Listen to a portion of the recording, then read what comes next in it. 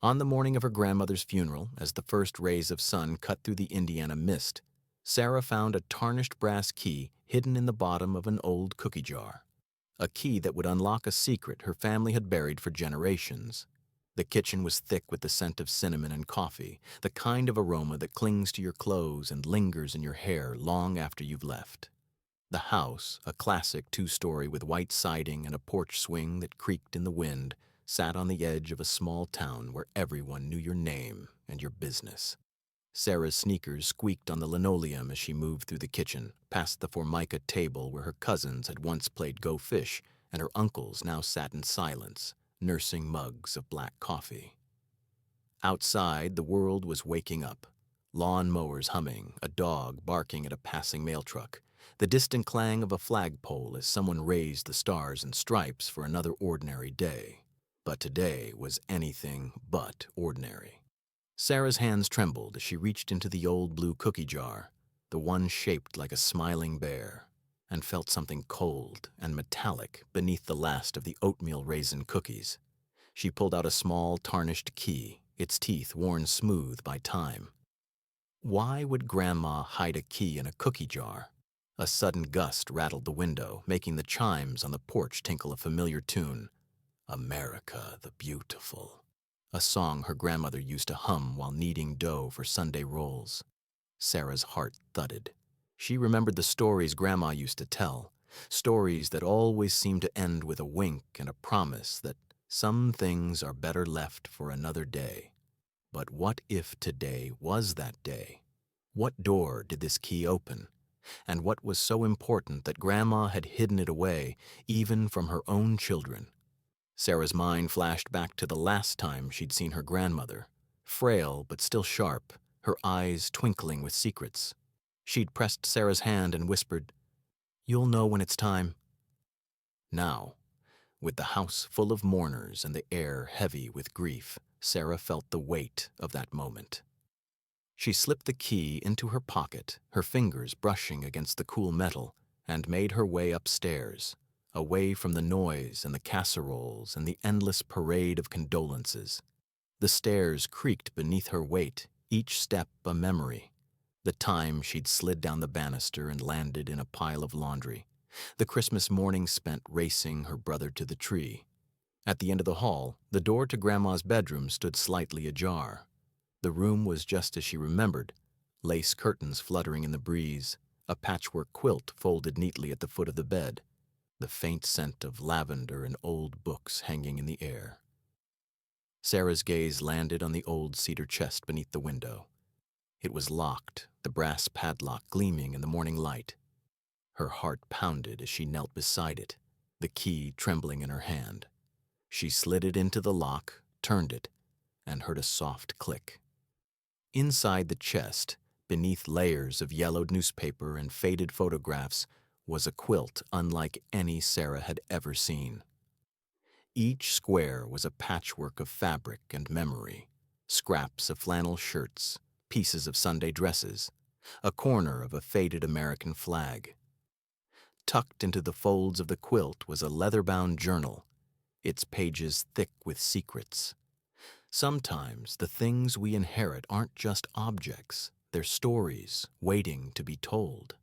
What secrets had Grandma stitched into the quilt, and why did Sarah feel like her own story was about to change forever? Why would a grandmother hide a quilt and a journal in a locked chest, and what could be so important that it needed to be protected for decades? Sarah's hands shook as she lifted the quilt from the chest. The fabric was soft, worn thin in places, but the colors were still vibrant, deep blues, fiery reds, gentle creams. She spread it across the bed, her eyes tracing the patterns, searching for something familiar. Her gaze landed on a square of faded denim stitched with the name Eleanor, 1942. Eleanor was her grandmother's name, but the date was decades before Sarah's mother was born. Sarah opened the journal, the leather creaking in her hands. The first page was inscribed in careful, looping script. "To the one who finds this, know that every stitch is a piece of my heart." Some stories are too heavy to carry alone. Sarah's breath caught. She turned the page, her eyes scanning the words, hungry for answers. What story was so heavy that Grandma had to hide it in a quilt and a journal, locked away from the world? The journal began in the summer of 1942, in the heart of World War II. Eleanor was just 16, living on a farm outside of town. The world was changing. Ration books, victory gardens, the constant fear that a telegram would bring bad news from overseas. Eleanor wrote of long days in the fields, of canning peaches in the sweltering heat, of listening to FDR's fireside chats on the crackling radio. But beneath the surface, there was something else, a secret she couldn't share, not even with her closest friends. Sarah felt a pang of recognition. She'd always known her grandmother was strong, but she'd never imagined the kind of strength it took to keep a secret for a lifetime. She turned another page, her heart pounding. The journal pages smelled of old paper and lavender. The ink faded but still legible. Outside, the wind rustled the leaves of the willow tree that stood sentinel in the backyard, its branches swaying like the arms of a dancer. Eleanor wrote of a boy named James, a farmhand who'd come to work for her father during the war. He was kind, with a crooked smile, and a laugh that made her forget the world was at war. They spent stolen moments together, walking by the river, sharing sandwiches beneath the willow, dreaming of a future that seemed impossible. What happened to James? And why had Grandma never spoken of him? The entries grew more urgent as the summer wore on. Eleanor wrote of falling in love, of whispered promises and secret meetings. But she also wrote of fear. Fear of her father's disapproval, fear of the town's gossip, fear of a world that didn't make room for dreams. Then one night, everything changed. A fire broke out in the barn, flames licking the sky, smoke billowing into the night. Eleanor and James tried to save the animals, but the fire spread too quickly. In the chaos, James was injured, his leg crushed beneath a falling beam. Eleanor's father blamed James, accusing him of carelessness, of bringing ruin to their farm. Was the fire really an accident, or was there something more sinister at play? Eleanor's world unraveled. James was sent away, his reputation in tatters. Eleanor was left to pick up the pieces, her heart broken, her dreams shattered. But the story didn't end there. Sarah felt tears prick her eyes. She'd always thought of her grandmother as unbreakable, but here was proof that even the strongest hearts could be wounded. The quilt on the bed seemed to pulse with memory, each square a silent witness to a life lived in secret. Eleanor's final entry was dated September 1942. "I have to let him go," she wrote, "but I will never forget. I will stitch his memory into this quilt, so that someday, someone will know the truth." Sarah closed the journal, her mind racing. The quilt was more than a blanket. It was a map of her grandmother's heart, a record of love and loss and resilience. Sometimes the stories we inherit are the ones we need most. What would Sarah do with the truth now that it was hers to carry? What other secrets were hidden in the quilt, and how would they change the way Sarah saw her family and herself? The willow's shadow.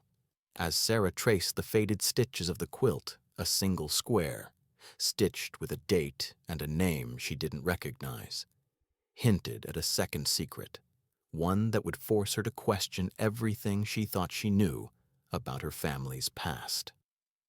Downstairs, the house was alive with the sounds of a Midwest wake, the clatter of casserole dishes, the low hum of relatives swapping stories, the sharp scent of brewed coffee and lemon bars cooling on the counter.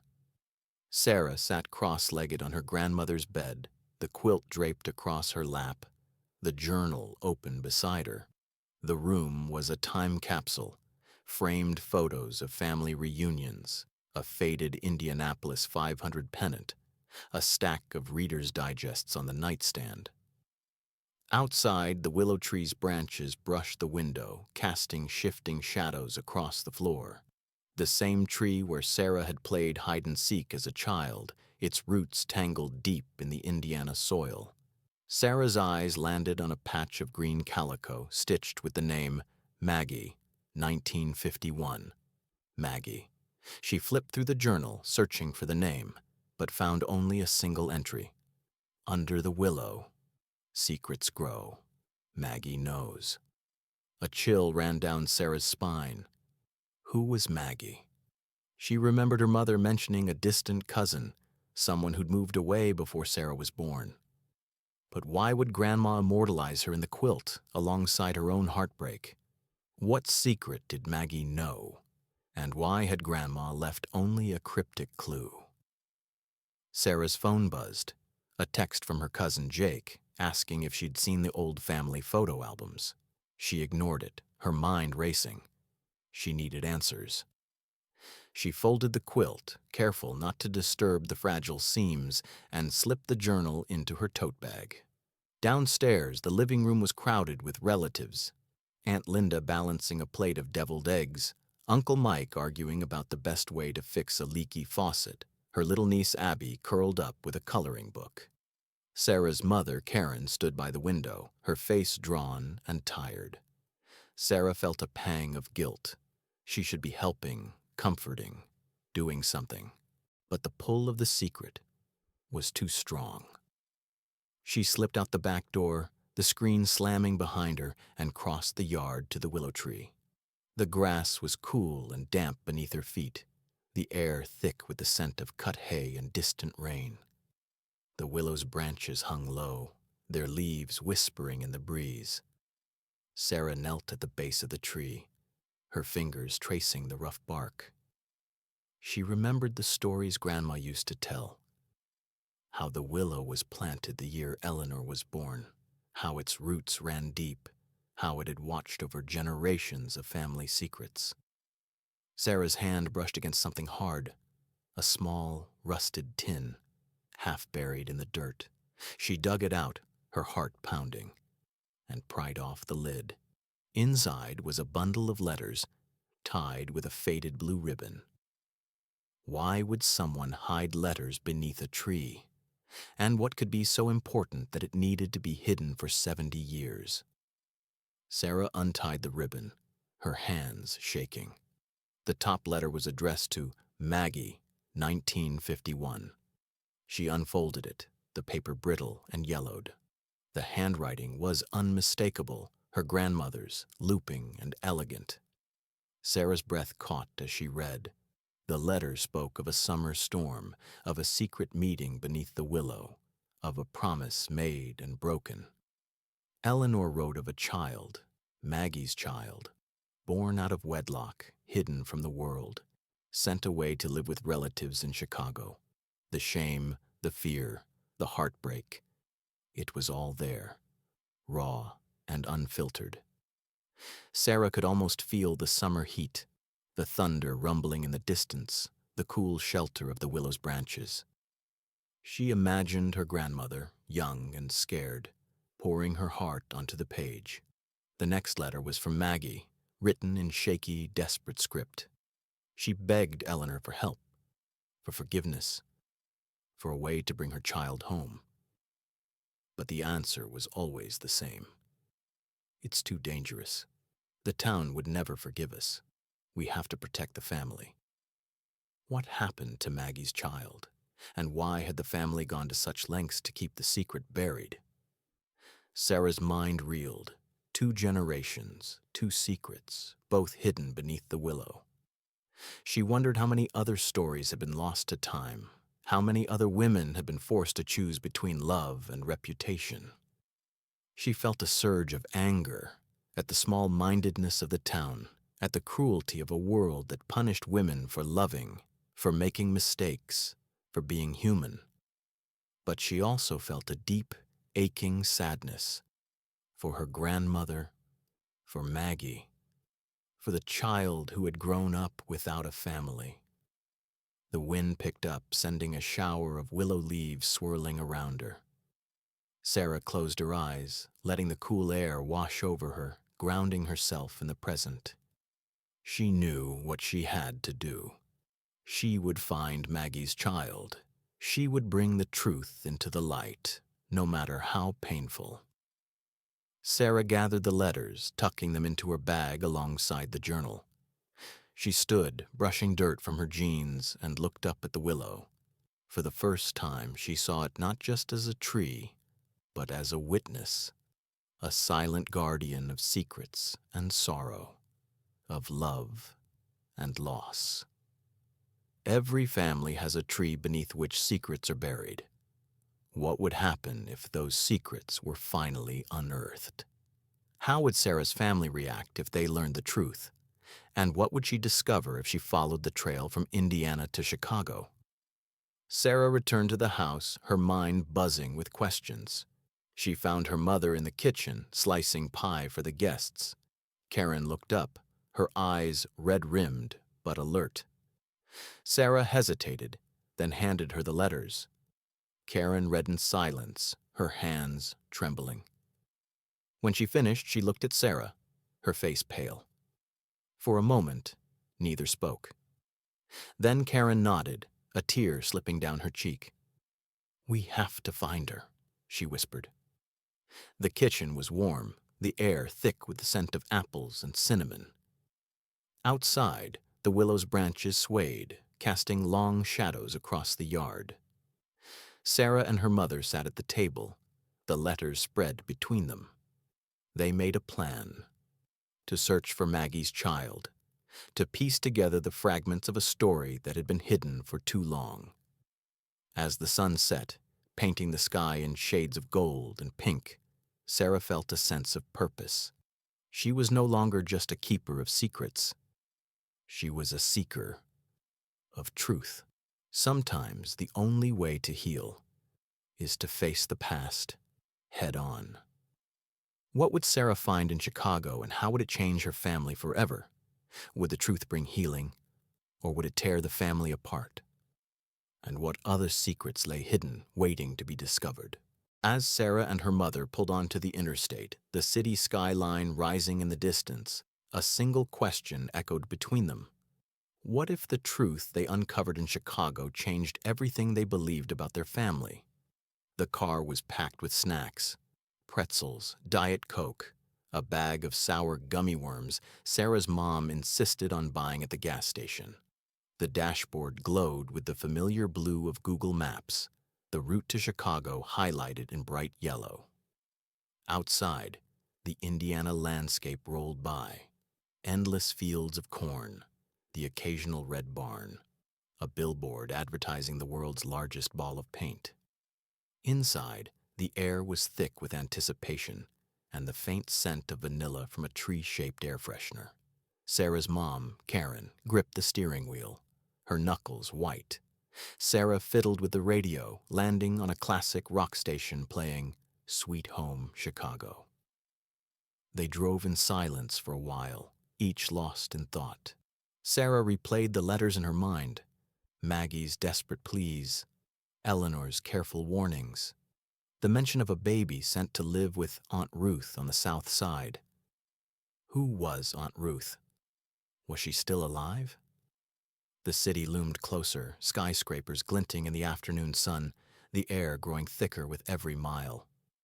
Sarah's phone buzzed, a new email from a genealogy website she'd signed up for the night before. A possible match: Margaret Maggie Thompson, born 1933, mother of a daughter named Grace, adopted in 1951. Could Grace be the missing child? And if so, what kind of life had she lived, growing up far from the willow tree and the secrets of Indiana? They crossed the state line, the welcome to Illinois sign flashing by. Karen broke the silence. "We should start at the library," she said, her voice steady but strained. "Old city directories, maybe a yearbook. If Ruth was Maggie's aunt, she might have left a paper trail."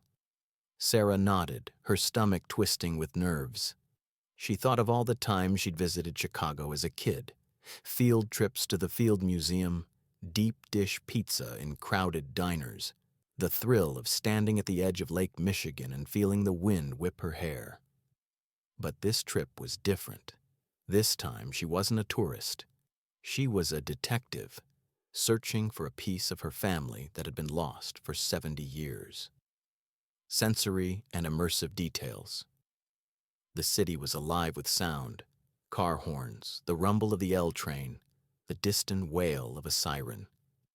The air smelled of exhaust and hot pretzels, a sharp contrast to the clean, grassy scent of home. They parked near the Harold Washington Library, the red brick building towering above them, its ornate roof like something out of a storybook. Inside, the library was cool and quiet, the air humming with the soft whir of computers and the rustle of turning pages. Sarah and Karen split up. Karen to the city directories, Sarah to the genealogy section. Sarah's fingers flew over the keyboard searching for Ruth Thompson, South Side, 1950s. A hit. Ruth Thompson, listed as a seamstress, address on West 63rd Street. Was this the right Ruth? And if so, what would they find at her old address? They left the library, the sun dipping low in the sky, and drove south. The neighborhood had changed over the decades, new shops, old churches, a mural of Dr. King painted on the side of a corner store. The address was a small brick bungalow, its yard overgrown, a faded for sale sign leaning against the porch. Sarah's heart pounded as they walked up the steps. She imagined Ruth, sewing late into the night, a baby sleeping in the next room. She wondered if Grace had played in this yard, if she'd ever known the truth about her birth. The porch creaked beneath their feet. The air was thick with the scent of cut grass and distant barbecue. A neighbor watched from across the street, curiosity etched on her face. Karen knocked on the door. No answer. She tried again, louder this time. Still nothing. Had they come all this way for nothing? Or was the answer waiting somewhere else? They turned to leave, but the neighbor called out, "Looking for someone." Karen hesitated, then nodded. "We're trying to find Ruth Thompson, or her family." The neighbor shook her head. "Ruth passed years ago, but her daughter still lives in the neighborhood. Name's Grace. She runs the bakery on 67th. Sarah's breath caught. Grace. The name from the adoption record. Could it really be her? The bakery was a small storefront, the windows fogged with steam, the air inside warm and sweet, the smell of fresh bread and cinnamon rolls wrapped around them like a hug. Behind the counter stood a woman in her 70s, her hair pulled back in a neat bun, flour dusting her apron. She looked up as they entered, her eyes sharp and kind. Would Grace recognize them? And how would she react to the truth? Karen introduced herself, her voice trembling. "We're looking for Grace. Grace Thompson." The woman nodded. "That's me. Can I help you?" Sarah stepped forward, her heart in her throat. She explained, carefully, gently, about the letters, the quilt, the search for Maggie's child. Grace listened in silence, her hands resting on the counter, her eyes never leaving Sarah's face. The bakery was quiet. The only sound, the hum of the refrigerator and the distant clang of a bell as a customer left. The smell of sugar and yeast filled the air, comforting and familiar. When Sarah finished, Grace was silent for a long moment. Then she smiled, a small, sad smile. "I always wondered," she said softly. "I always felt like something was missing." Payoff with meaning. Grace invited them to sit, pouring coffee into chipped mugs, slicing pieces of warm apple pie. She told them her story of growing up with Ruth, of always feeling like an outsider, of searching for answers in old photographs and whispered conversations. Sometimes the family we find is the one we've been searching for all along. What would happen now that the truth was out? Would it bring healing or more questions? Would Grace want to meet the rest of the family? And how would Sarah's relatives back in Indiana react to the news? They exchanged phone numbers, promising to stay in touch. As Sarah and Karen left the bakery, the city lights twinkled in the dusk, the air buzzing with possibility. On the drive home, Sarah scrolled through her phone, reading and rereading Grace's messages. She wondered what it would be like to introduce her to the family, to see her standing beneath the willow tree, to finally bring the story full circle.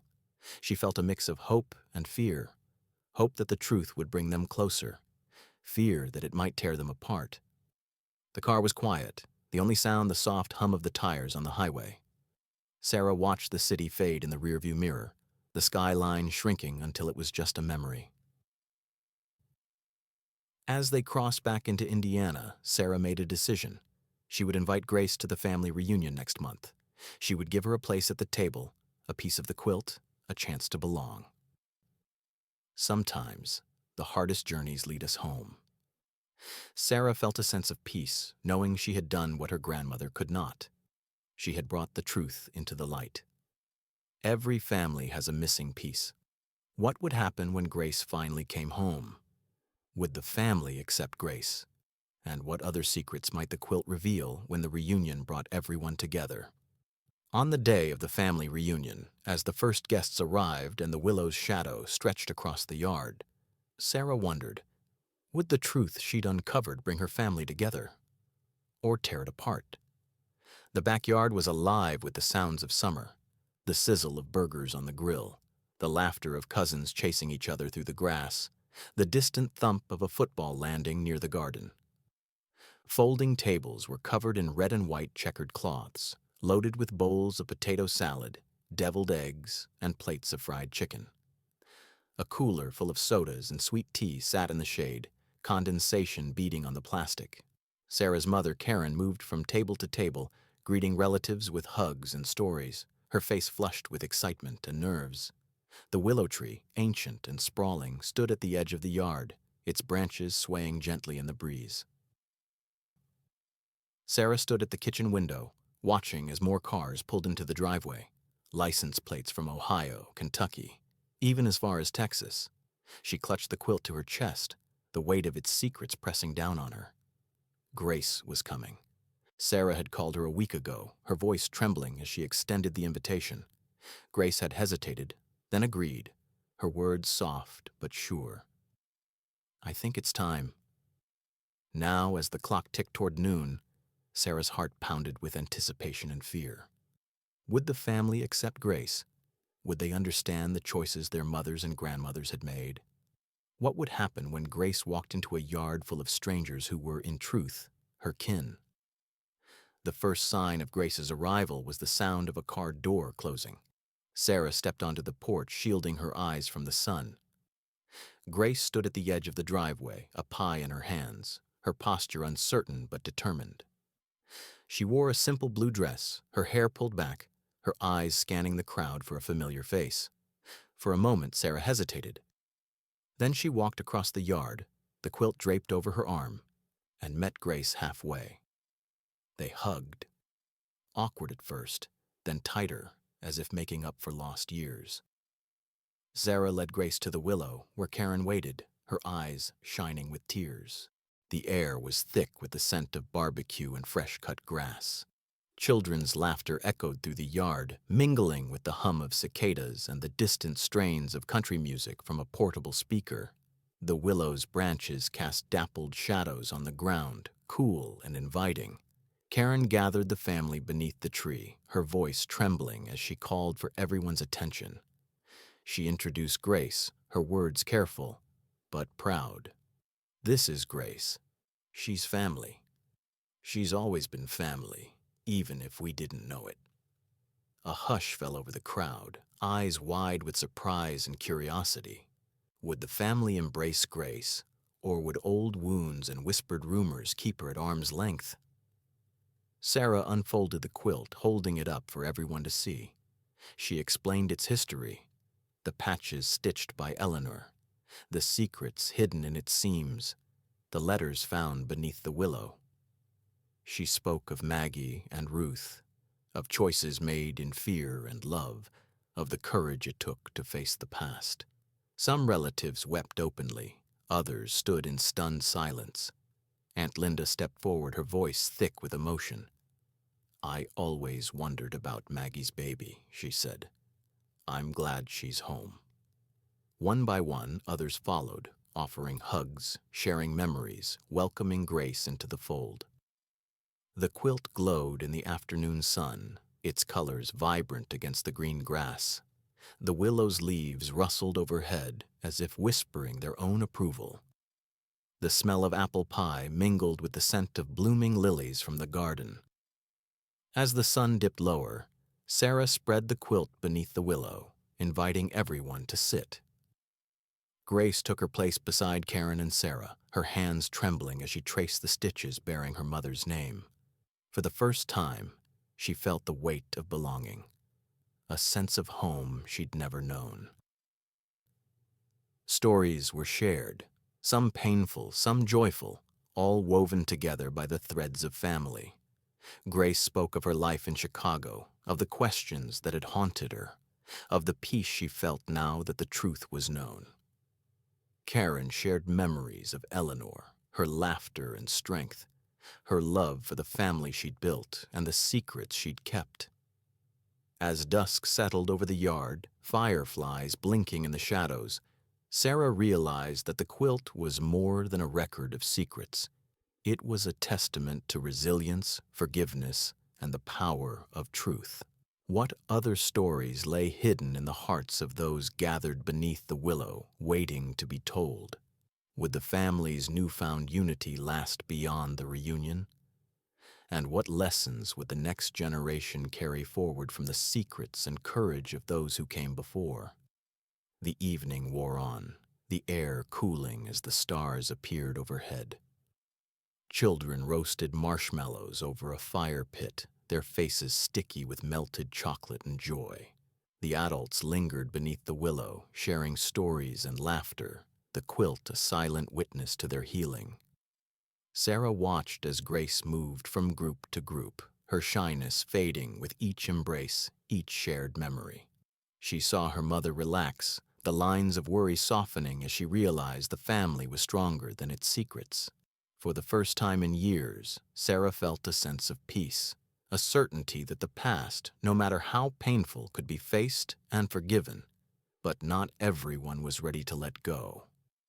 Uncle Mike, always skeptical, pulled Sarah aside. "Are you sure this is a good idea?" he asked, his voice low. "Digging up old wounds." Sarah met his gaze, her voice steady. "Sometimes, the only way to heal is to let the light in." The fire crackled, sending sparks into the night. The quilt was warm beneath Sarah's hands, the fabric soft and comforting. The willow's branches swayed, casting shifting patterns of light and shadow across the grass. As the last guest prepared to leave, Grace hugged Sarah tightly. "Thank you," she whispered, "for finding me, for bringing me home." Sarah smiled, tears in her eyes. "We're family. That's what we do." The reunion ended, but the bonds forged beneath the willow remained. Grace promised to visit again, to bring her own children next time, to add their stories to the quilt. Every family has its secrets, its scars, its moments of grace. What matters most is the courage to face them together, to forgive, to love, and to begin again. As Sarah folded the quilt and watched the last car disappear down the driveway, she wondered, what legacy would she leave for the next generation? And what new stories would be stitched into the fabric of their lives? On a quiet sunny morning, as sunlight filtered through the willow's branches, Sarah unfolded the quilt one last time, knowing the next stitch she made would shape her family's story for generations to come. The house was still, the echoes of the reunion lingering in the air like the scent of last night's barbecue. Sarah padded barefoot through the kitchen, the linoleum cool beneath her feet, the coffee pot burbling softly on the counter. Outside, the yard was littered with reminders of yesterday's gathering, a forgotten frisbee, a half-empty can of root beer, a child's shoe abandoned near the garden. The willow tree stood watch, its leaves shimmering in the early light, the quilt draped across its lowest branch. Sarah carried her mug out to the tree, settling onto the grass with the quilt in her lap. She ran her fingers over the patches, each one a memory. Eleanor's denim, Maggie's green calico, Grace's bakery apron, Karen's prom dress, even a square from Sarah's own childhood blanket. But there was one empty space left, a blank canvas waiting for the next chapter. What story would Sarah choose to add? And how could she honor the women who came before her while forging a path for those yet to come? She opened the journal, its pages now filled with notes and reflections from the past weeks. She read Eleanor's words again. Some stories are too heavy to carry alone.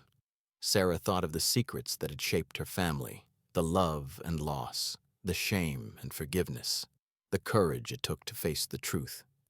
She felt a surge of gratitude for her grandmother, for Maggie, for Grace, for her mother. But she also felt the weight of responsibility. What legacy would she leave for her own children, for her nieces and nephews, for the cousins who would one day gather beneath the willow? The morning air was crisp, the grass damp with dew. Birds flitted through the branches, their songs weaving through the hush. Sarah closed her eyes, breathing in the scent of earth and sunlight, letting the peace of the moment settle in her bones. She made her decision. She would stitch a new square into the quilt, a piece of fabric from her favorite college sweatshirt, the one she'd worn on road trips and late-night study sessions, the one that reminded her of resilience and hope. Would her family understand the meaning behind the new patch? And what stories would future generations tell when they traced its edges? Sarah gathered her sewing kit, the familiar tools comforting in her hands. She threaded the needle, her fingers steady, her heart full. With each stitch, she whispered a silent prayer for healing, for unity, for the strength to face whatever came next. As she worked, memories flooded her mind. The first time she'd seen the quilt, the shock of discovery, the fear of what the truth might bring. The journey to Chicago, the bakery's warmth, Grace's trembling smile, the reunion beneath the willow, the tears and laughter, the sense of belonging that had blossomed in the summer sun. The fabric was soft beneath her hands, the needle glinting in the light. The willow's leaves rustled overhead, casting shifting patterns on the quilt. A gentle breeze carried the scent of honeysuckle and fresh-cut grass. Sarah finished the last stitch, tying it off with a flourish. She held the quilt up to the light, admiring the new patch, a symbol of the future woven into the fabric of the past. She folded the quilt carefully, tucking it into the cedar chest at the foot of her bed. She placed the journal on top, a record of the journey she'd taken, the secrets she'd uncovered, the love she'd found. As Sarah closed the chest, she felt a sense of peace, a certainty that the story wasn't ending but beginning anew. Every family has its secrets, its scars, its moments of grace. What matters most is the courage to face them together, to forgive, to love, and to begin again. What stories will the next generation add to the quilt, and how will they honor the legacy of those who came before? The weeks passed, the days growing shorter as summer faded into fall. Sarah returned to her life, work, friends, the steady rhythm of ordinary days. But something had shifted inside her. She felt stronger, more connected, more willing to embrace the messy, beautiful truth of her family's story. She called Grace every Sunday, their conversations growing easier, filled with laughter and shared memories. She visited Maggie's grave, leaving a single lily and a promise to keep her story alive. She helped her mother sort through old photographs, piecing together the fragments of a history that had once been hidden in shadows. There were hard days, too. moments when old wounds reopened, when doubts crept in, when the weight of the past felt too heavy to bear. But there was joy, too, new traditions, new connections, new hope. The air turned crisp, the leaves blazing red and gold. Sarah hosted Thanksgiving for the first time, the house filled with the smells of roasting turkey and pumpkin pie, the sound of family gathered around the table. After dinner, she brought out the quilt, spreading it across the living room floor. She told the story of Eleanor and James, of Maggie and Ruth, of Grace and the journey that had brought them all together. Her cousins listened, wide-eyed as she traced the patches, sharing the lessons she'd learned, that secrets can wound, but truth can heal. That family is more than blood. It's the stories we share, the love we give, the courage to forgive. As the fire crackled and the first snowflakes drifted past the window, Sarah realized that the quilt was more than a record of the past. It was a promise for the future, a promise to remember, to honor, to love. What stories will you stitch into the fabric of your own life? And how will you honor the legacy of those who came before you? Years later, Sarah's daughter would find the quilt in the cedar chest, her small fingers tracing the stitches, her eyes wide with wonder. She would ask about the patches, the names, the stories, and Sarah would smile, gathering her close, ready to share the tale of the women who came before, of secrets and courage, of forgiveness and love, of the willow tree that watched over them all. Because every family has a quilt, a patchwork of memory and hope, of sorrow and joy, of the stories that make us who we are. And every story, no matter how hidden, is waiting to be told.